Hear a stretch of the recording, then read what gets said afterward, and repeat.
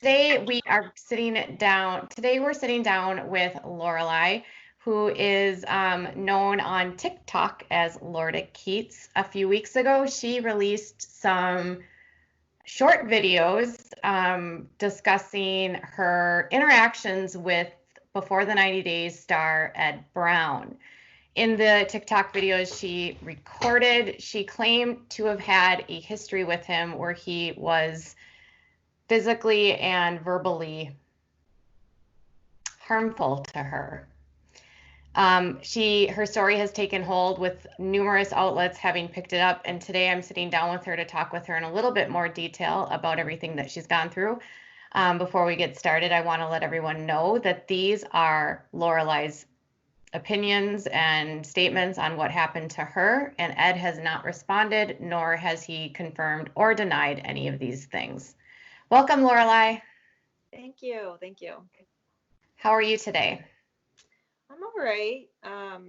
Can't complain in San Diego too much, but how are you? I'm doing well. Thank you so much. So, a couple weeks ago, you came out on TikTok with a series of videos about Ed Brown, and it seemed as though it was a thought process of, should I say something when you find out that the person that did these things to you was on national TV?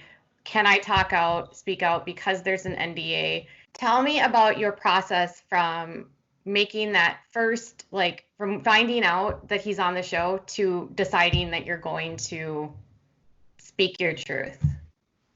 Sure. So initially when I found out, for obvious reasons, it was very triggering and there was a lot of conflicting feelings that I had. I didn't quite know what to do at that moment. I actually found out accidentally through a friend, and I had to think about it a lot, in fact, because there's a lot of variables, especially for myself because of the NDA, and I kind of felt like I had silenced my voice because of it. And with having those pros and cons running through my head, eventually I did feel that it was appropriate and the right thing to do to come forward and speak out about what happened to me and warn other potential victims from Ed.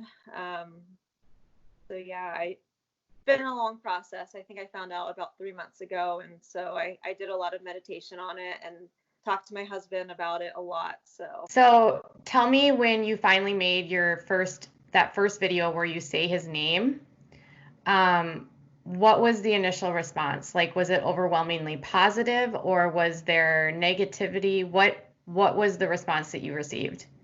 So it was a lot of mixed. I did surprisingly get a lot of positivity. Honestly, I did think that I was going to have a lot of backlash, and I think that's part of the whole process of coming forward. Is initially when things like this happen to you, you feel like it's your fault and no one is there to support you. Uh, Honestly, there hasn't been too many people who have done a lot of backlash. There have been some comments that are based out of fear or misunderstanding, and so it's kind of expected with these things. I think you could post a video about Mother Teresa and people still would complain about it. Oh yeah. Well, I'm glad that you've received support. I noticed on the video comments, so many people were like grateful and saying like, I hear you, I see you. That must have felt really reassuring. It really did. And I don't think that people understand, unless you've been through something like this, how important it is to have support. It makes it so much easier to stand up for yourself when you have support and feel like you're being validated. So it does really, really make a difference. Sure. So when you were actually like, when all of this comes out, people start immediately saying like, you're lying, or some people say you're lying, but you claimed in you did an interview a couple days ago with the Daily Soap Dish now, and that was like a great Like, I'm glad that he had a chance to sit down with you. I feel like he was very compassionate and kind in the questions that he had with you. You sort of outlined that you worked with him, and that's how this all started. Correct. So we actually started around the same time for the same company. I started there as an intern. I got it through school, so I kind of needed it. And he was more of like that mentor individual who was teaching me a lot of how the business ran, how to conduct yourself, or was supposed to teach me those things. So that's how Ed and I met, and we continued to work together for roughly 9 months. Okay. And you say that over the course of those 9 months, it started out with an inappropriate comment on the first day and then putting you in an arm lock and putting you to the ground on the first day? Yeah, so the first day did begin with that, and at that time, when you're 24, and you're at your internship, you kind of don't know, or you don't know what to expect exactly. I mean, me now would have ran for the hills if that happened to me, but at that time, it was just something that was really scary, and I felt intimidated to even stand up for myself. And it just continued to get worse from there on a daily basis. It was at least one inappropriate comment, or it escalated to me ending up in the hospital. So you had talked online about how he groomed you. And I think one of the things people have said is that adults can't be groomed, which I think is not true. Tell me like some of the ways that he was able to sort of build your trust and, get you to that point. Sure. So if you've ever been manipulated, you kind of understand the process of, or abused, you understand the process of nice and then mistreatment, right? So, or the promises of something good happening and then the misuse. So it's a mixture of, I promise to give you this, and when they mistreat you, it's not as bad, or it seems like the normal. So it could have,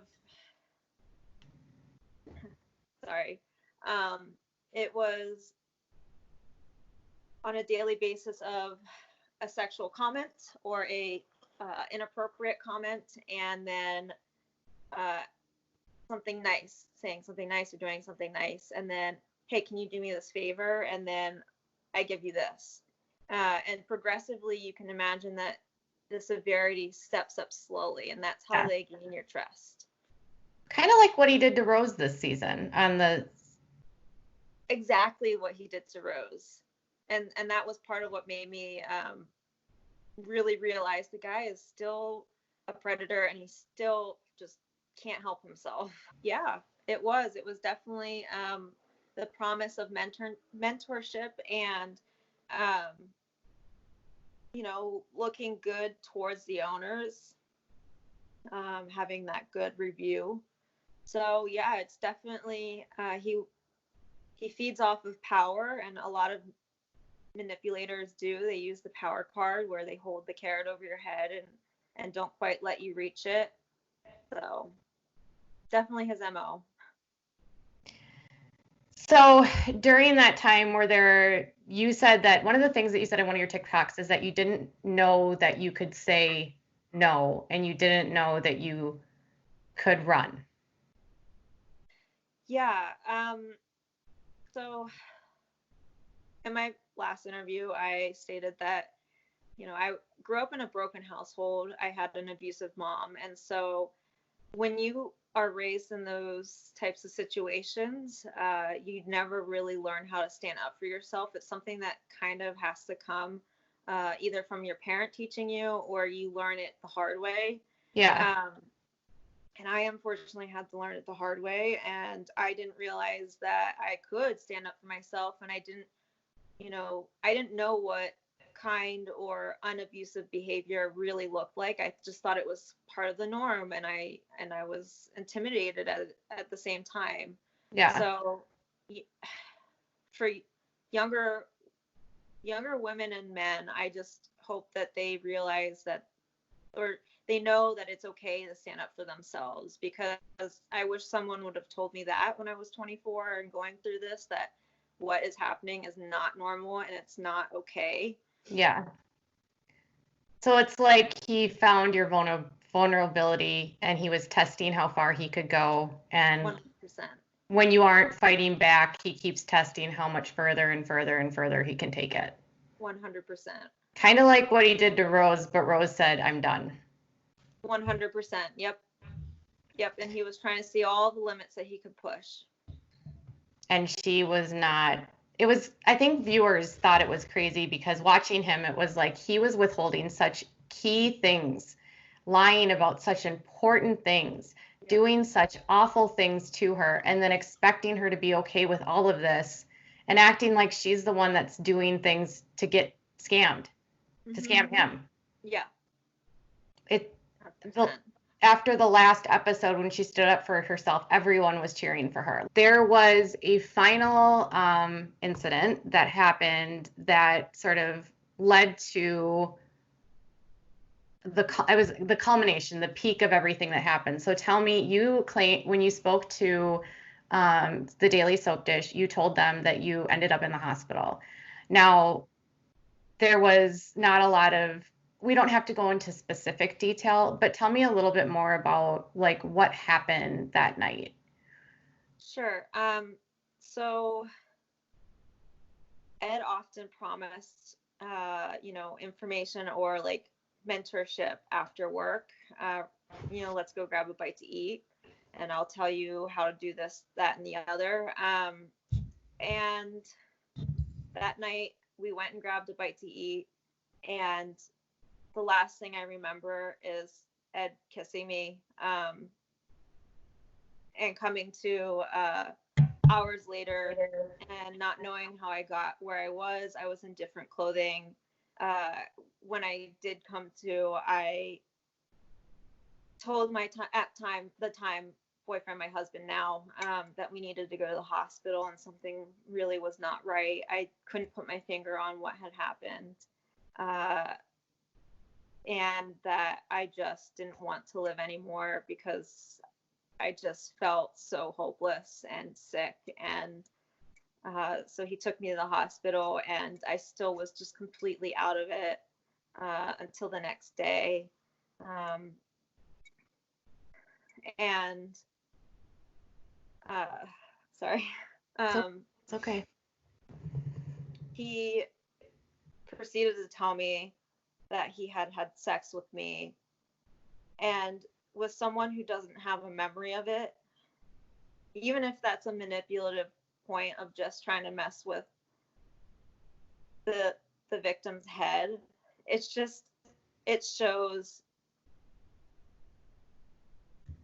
you don't say those kind of things without an element of truth, or knowing that what you're doing is wrong, or that you did do something that crossed the line, right? He might have just been making a joke, but can't confirm that when you don't have memory of it. And that's probably the scariest thing. So he tells you that was he serious when he said that? Yeah. So he says, you don't remember because I had sex with you. Yes. I'm so sorry. It's okay. I know this is terribly hard. I am so sorry. Nobody deserves that. So after this happens, and you get this information, what do you do? So I, at that point, have been seeing like a doctor. I'd been set up to see like a therapist by the hospital, and progressively, as I started talking more about it with them over the next, it happened over like a course of a week, where I went to the company and I told them what had happened. And I gave them proof of everything that Ed was doing. And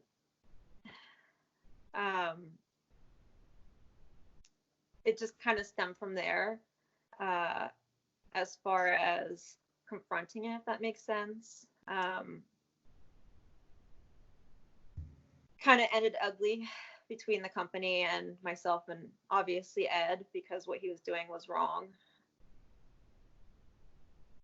And so you ultimately, you report him to the company and you provide them evidence, and you end up getting into a situation where you're going to, I'm assuming, like go into a lawsuit or do something, and the company decides to settle, and I'm assuming it's because of the like not keeping you safe while you're working or something like that, right? Definitely crosses a lot of lines that are in place to protect employees from this kind of situation, for Okay. sure. Okay. And so you are given a settlement by the company. There's an NDA that's signed, and then you leave the job. Yeah. Yep, I left because I ultimately just didn't feel safe. I didn't feel like I could continue to work there and continue to heal, and I honestly felt like being anywhere near Ed was dangerous. And was he not fired? Wow.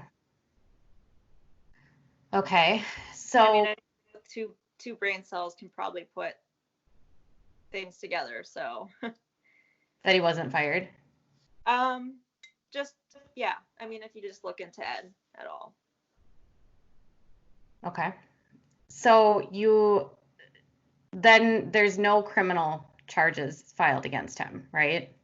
No, so honestly, I've debated over the years if I should or should not. And at the time, because I was fighting so hard with the company and trying to provide, like, trying to stand up for myself, and no one was protecting me except for, obviously my husband and like supported loved ones. Why would the police protect me? Right? I Yeah. mean, I just was so tired of fighting, and I kind of in a sense was like I can't keep going and like heal myself. I'm done at this point. And so it only by chance happened to be that Ed shows up on 90 Day Fiance 4 years later. And his behavior hasn't changed. Yeah, exactly.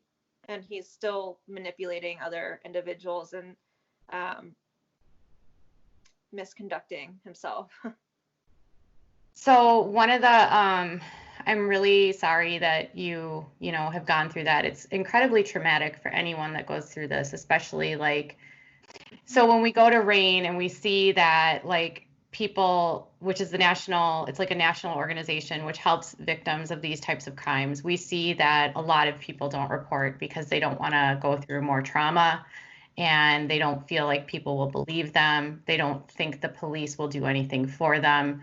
And then when you look at the statistics of how few of these cases are actually prosecuted, and you see that in 9,990 of these out of 1,000, only 10 people will ever be prosecuted, and like 4 of them will go to jail. Exactly. The odds are not in your favor. Right. And you're already in a very vulnerable spot whenever you go through something like this. And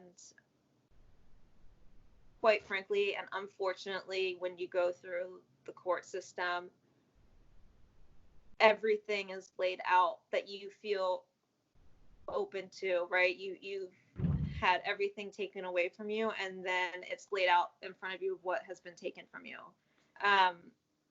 And your moral ethics, your character, everything is just put out into question and essentially attacked, in order for the defense to protect themselves. And so Yeah, that in itself you is a very like you initiated it. You're the one that did this. You were drinking too much. You wore something. You said something. it ultimately is the victim's fault.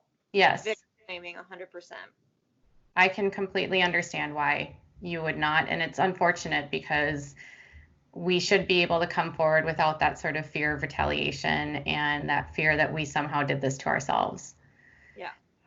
So when you see him, then considering you've gone through all of this, and I know that you've been going through ongoing therapy and healing, to see him, I would imagine is incredibly triggering. And then you see the behavior, and you're hearing about how he's treating her. Then you're hearing about what he's doing on Instagram lives and going live with young girls.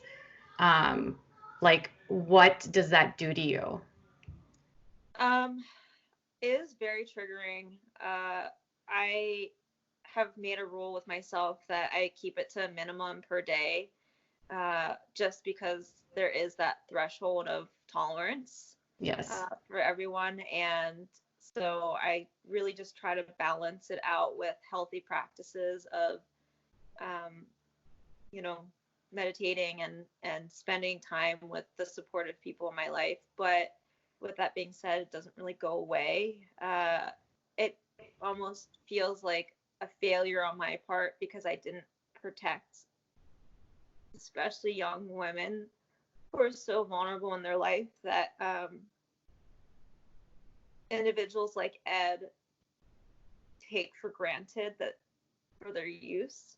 Um, and they're so malleable, and at that stage of their life, like, it sets up the bar that those kind of comments, that kind of treatment is okay. Yeah. So it's really painful. There's no way you could have stopped this. You know what I mean? Like, you can't. Right. It's so hard not to go there, um, because it's not the failure of you. It's the failure of our system. It's the failure of the years of the way that these cases have been prosecuted. And sadly, more often than not, this is what happens.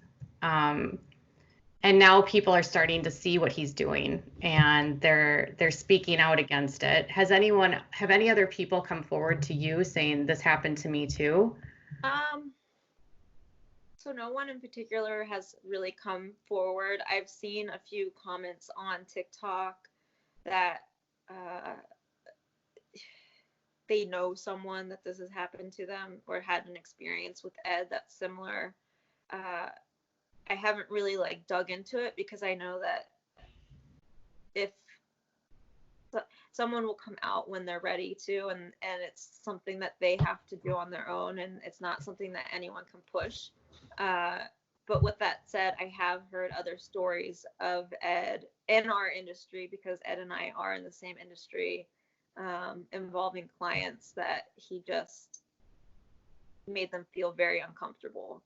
um, Now, with that said, that's, anyone can see Ed as being making people feel very uncomfortable, especially women. Um, so no, I mean, I guess in short, no one's really fully come, but uh, there's definitely murmurs of it. Okay. Yeah, because he's in his 50s. This isn't going to be his first rodeo if this is all true. Right. And with that said, oftentimes with this type of crime, the victim is certainly not the first, and they're definitely usually not the last. Okay, I'm just going to start that over. So this is, Okay. because cut out, I'll say this was not his first, like, you're probably not the first person that he did this to. Right. And definitely with this type of crime, it's so often that the victim is not the first and they won't be the last. So coming out now, what is it that you want people to know? Like, what is it that you want? What is your ultimate goal here with speaking out about this? So my ultimate goal is ultimately to protect further potential victims, uh, to empower other victims that they are not owned, that their words are theirs, and they don't have to feel as if someone owns their story, even if they feel intimidated by the abuser. I want, ultimately, this isn't about retaliation. This is about empowering people who've gone through this and setting an example and being loud, essentially. Like, at this point, I want to speak out louder than ever, because clearly no one listened the first time, and here we are, like 4 years later, and Ed's still doing damaging behavior towards not only young women but underage girls. So one of the biggest questions is, did you contact TLC? I did. No And response. they didn't respond to you when you told them?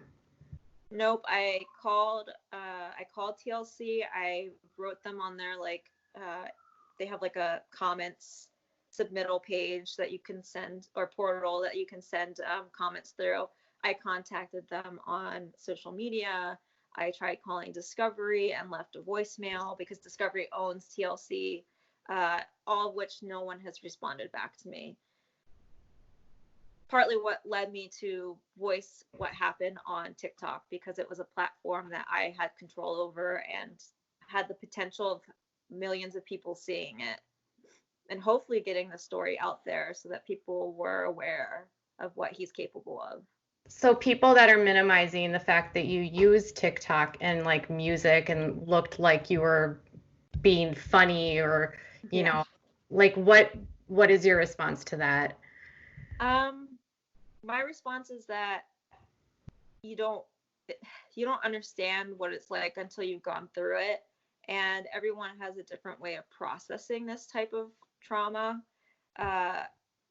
Certainly there's a backstory to every cover of a book you see, and I understand that there might be a lack of what's the word I'm looking for? A lack of knowledge on how to deal with this kind of thing. But honestly, like, I went through every other avenue that I thought I could in order to get my story out, and no one was listening. So sometimes you just have to take it into your own hands and stand up for yourself, especially after learning this critical lesson myself about standing up for, like, for me. No one else is going to speak out for yourself except for you. So do you have any regrets in speaking out? No, not at all.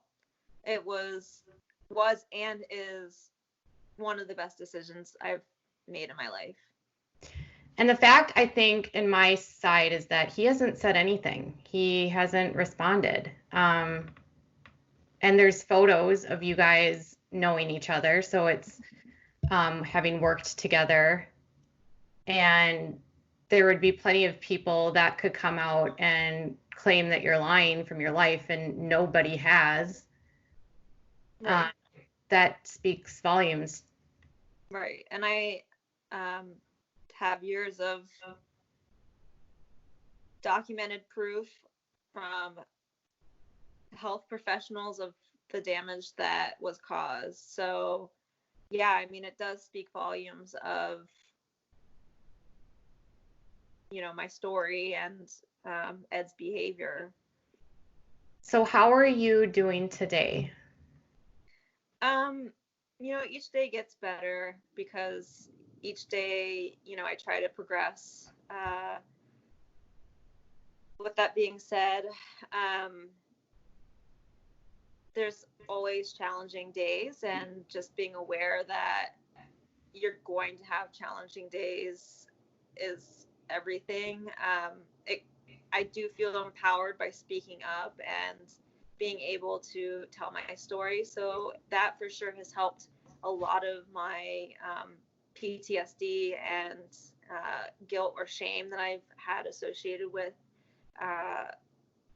this. A lot of family members have just found out about what happened. So it just feels really good, actually. And I'm getting a lot of the support from family that I didn't have before. That's awesome. They always say that, like, silence, like, and holding on to a secret is what will kill your heart, and which will make you, like, sick. And that by letting it go and putting it out there, you can really restore not only your inner being, but like your health and your, you know, yourself, and there's a lot in this world where they want to keep these stories quiet because they're uncomfortable and people don't like to hear them. So you're brave for speaking out. I'm glad that you did. And obviously, we know that this is your story. He has not responded. I saw that he might have a fake account that may have said that girls will come out and say anything and lie about anything. But he himself, I don't know if that was his account or not, but he himself has said nothing. And has only just said like, thanks for all of your love and not listening to the haters. So what is your like final like thought in all of this? My final thought is that you're not alone if you've suffered a event like this and it's not your fault. I've gone years thinking that it is my fault and that what I did, I kind of deserved it. But that's not the case. I didn't ask for those things to happen, and I didn't deserve for that to happen. And I think that's something that is really hard to remember when you're a victim of this kind of thing. So just keep that in your head and know that you deserve to be happy. That's awesome. Yeah, the one thing that I always tell anyone when they finally tell me is I say, you didn't deserve this and it's not your fault. Yep. Those are two very powerful statements. Those are the two things that I always need to tell myself. You didn't deserve this and it's not your fault. And those were the things that my therapist told me as well. You didn't deserve this and it's not your fault. Exactly. So, well, thank you so much for joining me today and sharing your story. And you guys can leave me some comments below and let me know your thoughts. Thank you for having me.